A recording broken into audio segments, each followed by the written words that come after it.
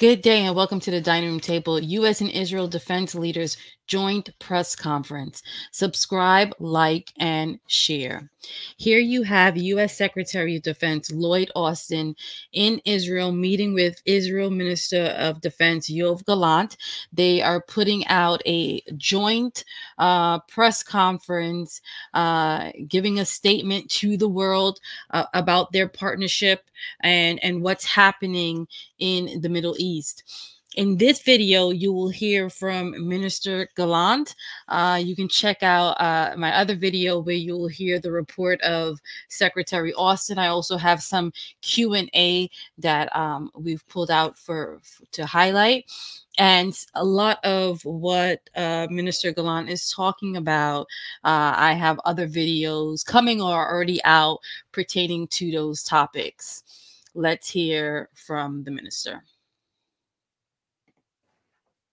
Secretary Austin, the United States and Israel have never been more determined and aligned in our shared values, our shared interests, and our shared goals.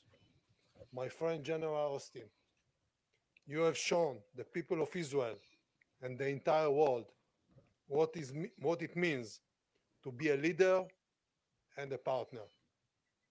There is no greater projection of our intimate ties than sitting together with General Brown and General Levy, discussing the most sensitive issues on the agenda in full transparency and trust.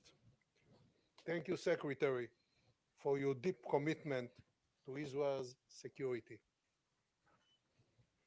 We stand here 72 days into a war that we didn't want. On October 7th, Hamas conducted a brutal attack. They murdered, raped, and kidnapped children, women, soldiers, Holocaust survivors. On October 7th, we fought back and immediately set the goals of this war: the destruction of Hamas and the return of the hostages home with no exception. Our common enemies around the world are watching, and they know that Israel's victory is the victory of the free world led by the United States of America. In our war against Hamas, the Hamas terrorist organization is a war, it's not a war against the people of Gaza. We are fighting a brutal enemy that hides behind civilians. Billions of dollars have been invested in Gaza, money that should have gone to civilian infrastructure and instead was used to build a network of tunnels hundreds of kilometers long, equipped by military facilities. Today, IDF troops are operating in Hamas hotspots across Gaza. In northern Gaza, our troops have eliminated thousands of terrorists, destroyed military infrastructure, and dismantled most of the battalions operating in the area. In South Gaza, in Khan Yunis, we are precise and focused on eliminate Hamas leadership and military infrastructure. Detecting and engaging Hamas leadership and the chain of command span over the phases of this war and will continue until we fully achieve our goals.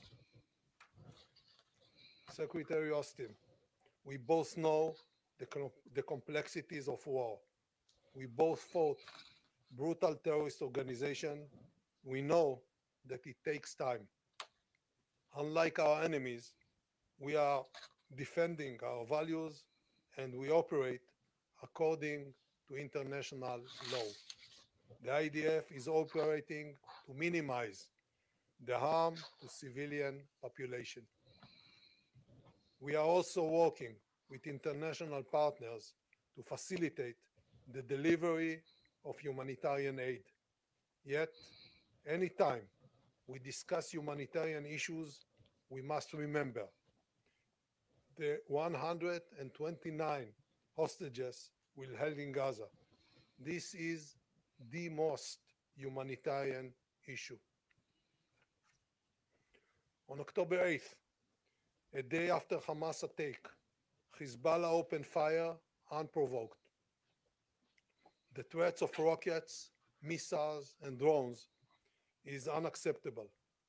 Over 80,000 citizens have been displaced, living as refugees in their own country.